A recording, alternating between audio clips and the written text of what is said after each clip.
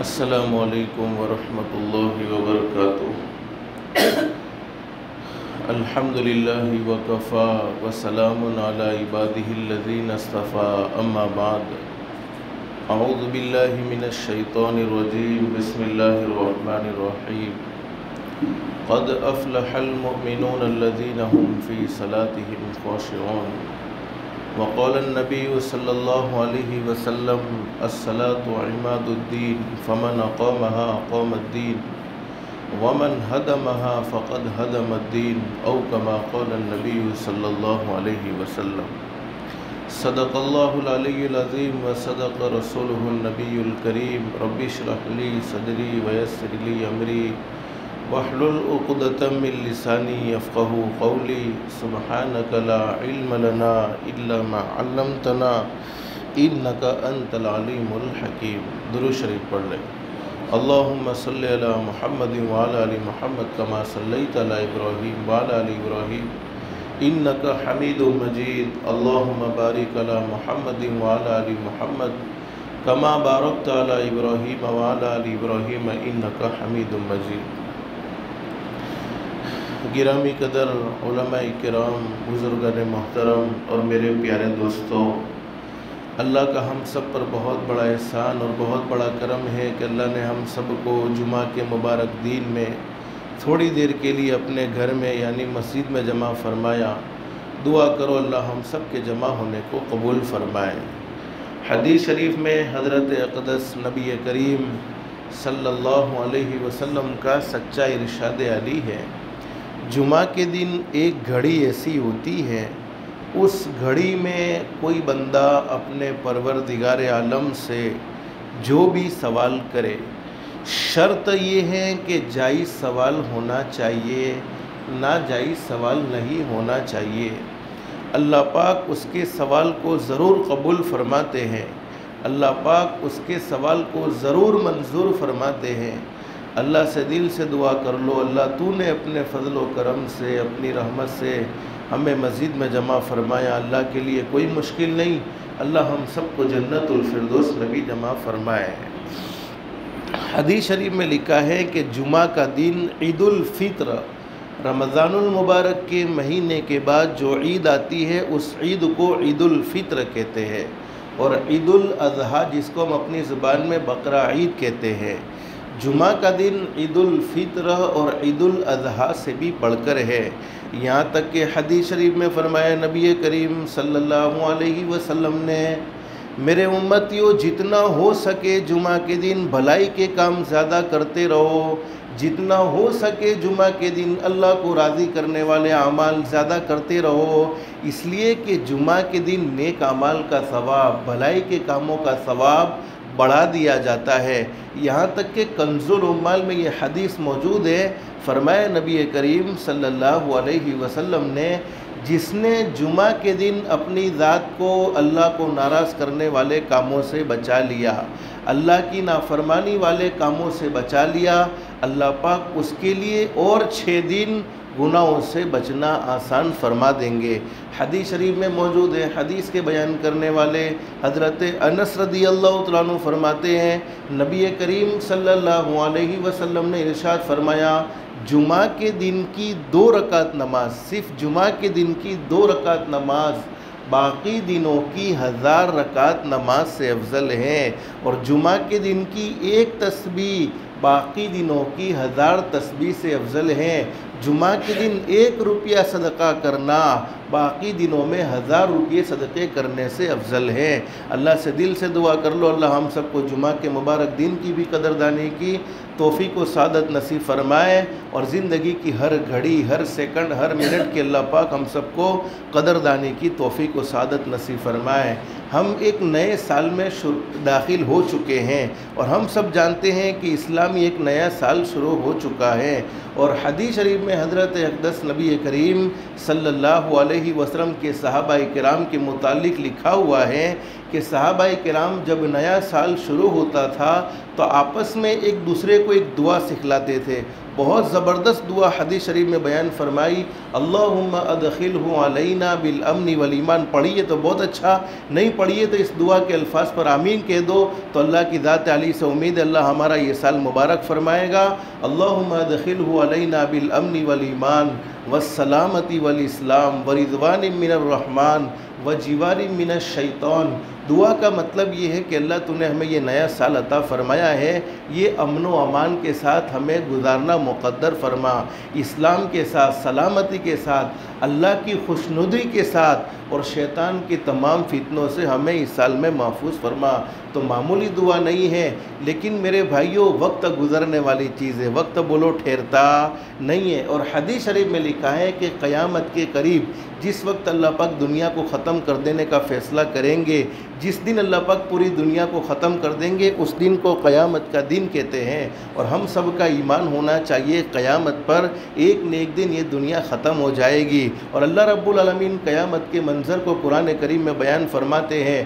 یوم یفر المرء من اخیہ و امہ و ابیہ وصاحبتی وبنی. اللہ فرماتے قیامت کا دن وہ دن ہوگا، اس وقت بھائی بھائی کے کام آنے کو تیار نہیں، بیٹا باپ کے کام آنے کو تیار نہیں، باپ بیٹے کے کام آنے کو تیار نہیں، ماں بیٹی کے کام آنے کو تیار نہیں، بیٹی ماں کے کام آنے کو تیار نہیں، کوئی کسی کے کام آنے کو تیار نہیں. اور میرے بھائیو دنیا کی مختصر سی زندگی دیکھ لو، لوگ آپس میں نفرت بھری زندگی گزارتے ہیں، ایک دوسرے کی ترقی کو دیکھ کر خوش نہیں ہوتے بلکہ پریشان ہو جاتے ہیں. ایک دوسرے کی ترقی کو دیکھ کر آپس میں محبتیں پیدا ہونی چاہیے، اس کے بجائے دلوں میں نفرتیں بستی چلی جاتی ہے، دلوں میں نفرتیں پیدا ہوتی چلی جاتی ہے. تو جب دنیا میں کوئی کسی کا نہیں ہے تو بولو قیامت میں کون کس کا ہو سکتا ہے؟ تو قیامت میں کوئی کسی کے کام نہیں آئے گا. جب دنیا میں کوئی کسی کے کام نہیں آیا تو قیامت میں کیسے کون کسی کے کام آ سکتا ہے؟ لیکن وہ قیامت کا دن قائم ہوگا. قیامت آنے سے پہلے اللہ پاک وقت میں سے برکت ختم کر دیں گے. اور آج ہم دیکھ رہے، بولو وقت میں سے برکت ختم ہو گئی کہ نہیں ہو گئی؟ ایک جمعہ گزرتا ہے فوراً دوسرا جمعہ آ جاتا ہے، دوسرا جمعہ گزرتا ہے فوراً تیسرا جمعہ آ جاتا ہے. حدیث شریف میں فرمایا نبی کریم صلی اللہ علیہ وسلم نے قیامت کے قریب وقت میں سے برکت ختم کر دی جائے گی. سال مہینوں کے برابر ہو جائیں گے، مہینے ہفتوں کے برابر ہو جائیں گے، ہفتے دنوں کے برابر ہو جائیں گے، دن گھنٹوں کے برابر ہو جائیں گے، اور گھنٹے منٹوں کے برابر ہو جائیں گے، اور منٹ سیکنڈ کے برابر ہو جائیں گے. تو وقت گزر رہا ہے، وقت گزرنے والی چیز ہے. تو اللہ پاک نے ہمیں دنیا کی زندگی نصیب فرمائی، یہ بڑی قیمتی زندگی ہے. اور کریم اللہ، رحیم اللہ جو ہمیشہ ہم پر مہربان رہا ہے، یہ محرم الحرام کا مہینہ، اللہ کا مہینہ، اللہ ہمیں زندگی کی قدردانی کی توفیق و سعادت نصیب فرمائے. زندگی گزرنے والی چیز ہے، لیکن قرآن کریم میں اللہ رب العالمین ہمیں زندگی دینے کے بعد زندگی کا مقصد بھی سمجھاتے ہیں. میرے بندو دنیا کی مختصر سی زندگی تمہیں ہمیشہ ہمیش کے لیے نہیں ملی ہوئی ہے، بلکہ ہر ایک کو ایک نہ ایک دن ختم ہو جانا ہے. دنیا میں پیدا ہونے والی ہر چیز فانی ہے. کل من علیہا فانی ویبقا وجہ ربک ذو الجلال والاکرام فبأی آلاء ربکما تکذبان. اللہ فرماتے دنیا میں پیدا ہونے والی ہر چیز کو فنا ہو جانا ہے، ہر چیز کو ختم ہو جانا ہے. اگر باقی رہنے والی کسی کی ذات ہے تو وہ صرف ایک اللہ کی ہے. اللہ ہمیشہ ہمیشہ ہیں اور ہمیشہ ہمیشہ رہیں گے، ورنہ دنیا میں پیدا ہونے والی ہر چیز فانی ہے. تو جب ہر چیز فانی ہے تو ایک نہ ایک دن بولو ہماری زندگی بھی ختم ہو جائے گی. اب زندگی دینے کے بعد اس رب نے ہم پر کیسا کرم کا معاملہ فرمایا، کیسا عافیت کا معاملہ فرمایا کہ زندگی دینے کے بعد زندگی کا مقصد بھی سمجھا دیا کہ میرے بندو تم دنیا میں ہمیشہ ہمیش کے لیے نہیں ہو. اپنی آنکھوں سے تم نے کئی جنازوں کو دیکھا ہے، اپنے کانوں سے کئیوں کے انتقال کی خبر سنی ہے. اور میرے پیاروں آج تو وہ دور ہے، ہم اپنے موبائل میں واٹس ایپ کا دروازہ کھولتے ہیں، روزانہ کسی نہ کسی کے انتقال کی خبر ضرور سنتے ہیں. ارے روزانہ نہ سننے کو ملی ہو تو ایک نہ ایک دن چھوڑ کر کسی نہ کسی کے انتقال کی خبر ہمیں ضرور دیکھنے کو ملتی ہیں تو دنیا سے ہمیں بھی چلے جانا ہے۔ جب کسی کے انتقال کی خبر ہمارے موبائل پر آوے تو اس وقت فوراً یہ سوچ لینا چاہیے آج مجھے اس کی موت کی خبر دی جا رہی ہے، وہ دن دور نہیں ہے، میری موت کی خبر بھی کسی کو دی جائے گی۔ میرے بھائیو، ہم نے جمعہ کے مبارک دن میں بولو غسل کیا نے اپنی مرضی سے غسل کیا، لیکن سوچ لینا چاہیے آج جمعہ کا مبارک دن تھا، میں نے اپنی مرضی سے غسل کیا لیکن وہ دن دور نہیں ہے، مجھے اور کوئی غسل کروائے گا۔ آج ہم نے جمعہ میں اپنی مرضی سے اچھے کپڑے پہنے ہیں لیکن وہ دن دور نہیں ہے، ہمیں کوئی اور کفن پہنائے گا۔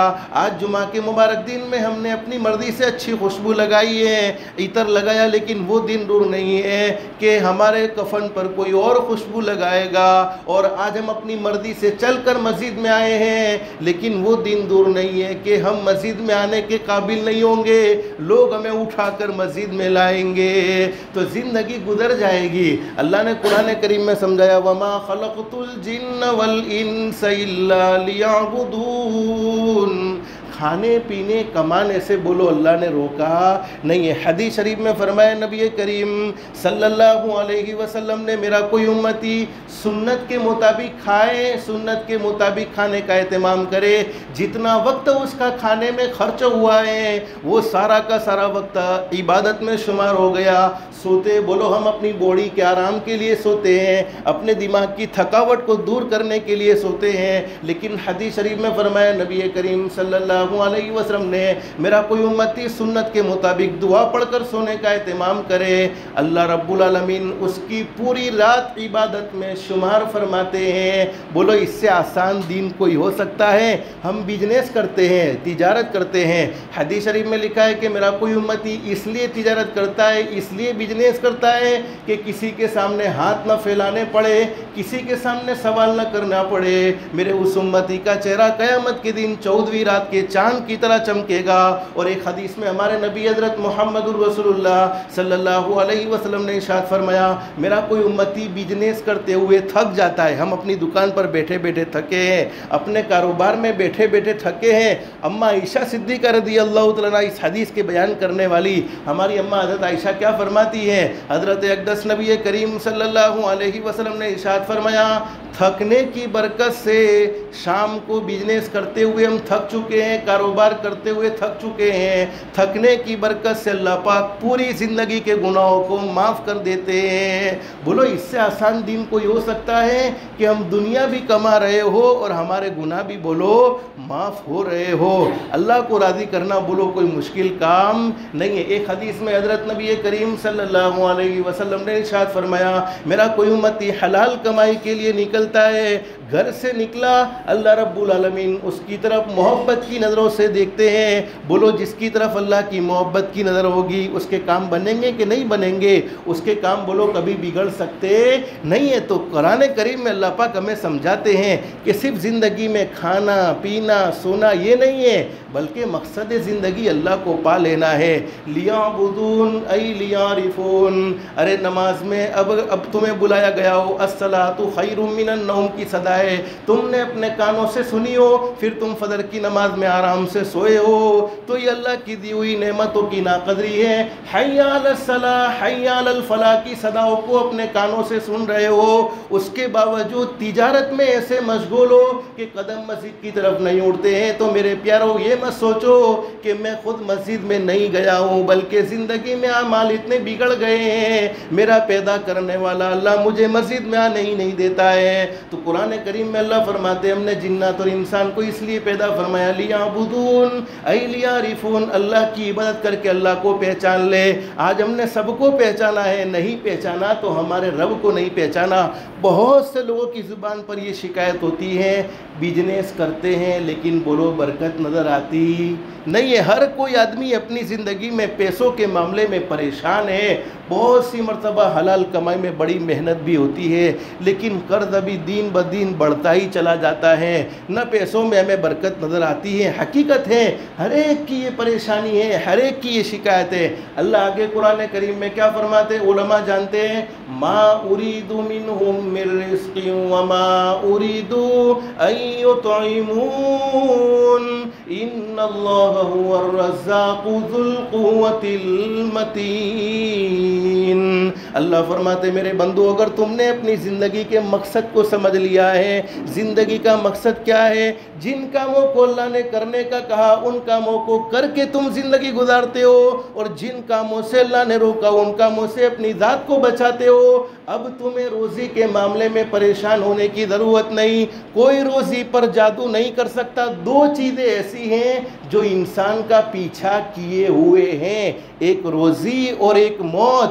انسان کسی بھی کونے میں چلا جائے اس کو مقدر میں جتنا ملنا ہے مل کر ہی رہے گا، اور موت اس کی آنا جب لکھی ہوئی ہے چاہے کتنا بھی دور ہو جائے موت سے، لیکن موت اس سے دور ہونے والی بولو نہیں ہے۔ تو فرمایا جو لوگ اپنی زندگی کے مقصد کو سامنے رکھتے ہوئے زندگی گزارتے ہیں اب انہیں روزی کے معاملے میں پریشان ہونے کی ضرورت نہیں ہے۔ وہ روزی کے پیچھے نہیں بھاگیں گے بلکہ روزی خود ان کے پیچھے بھاگے گی۔ اور حدیث شریف میں بھی فرمایا، اور قرآن کریم کے ایک مقام پر اللہ فرماتے ہیں میرے وہ بندے جو دنیا کی زندگی میں مجھ سے ڈر کر زندگی گزارتے ہیں، یعنی نمازوں کا اہتمام کرتے ہوئے اپنی ذات کو حرام کھانے سے، اپنی ذات کو حرام کاموں سے اور اپنی ذات کو اللہ کو ناراض کرنے والے کاموں سے بچا کر زندگی گزارتے ہیں، اللہ فرماتے میں انہیں ایسی جگہ سے روزی پہنچاتا ہوں کہ ان کے گمان میں بھی نہیں ہوتا ہے، کبھی انہوں نے سوچا بھی نہیں ہوتا ہے۔ تو روزی کے معاملے میں پریشان ہونے کی بولو ضرورت